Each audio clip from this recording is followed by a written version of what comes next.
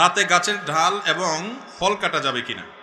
গাছের ডাল এটা রাতে কাটা যাবে কিনা।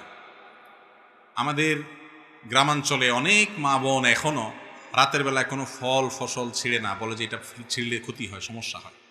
এগুলো সম্পূর্ণ ভুয়া কথা, ভিত্তিহীন কথা। আপনার যখন দরকার তখন ছিঁড়তে পারেন, সেটা দিনেও হতে পারে, রাতেও হতে পারে।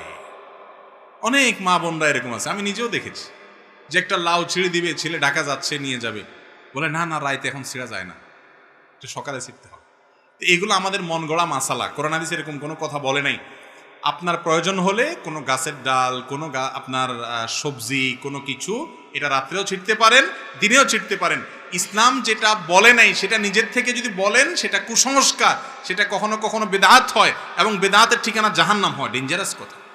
আল্লাহ রসুল যা বলেন নাই সেই কথা মন গড়া বলা যাবে না, দরকার হলে রাতেও ছেঁড়া যাবে। তবে হ্যাঁ, ডাল বলেন আর গাছের গাছ বলেন, প্রয়োজন ছাড়া কাটা ছেঁড়া করা নিষেধ।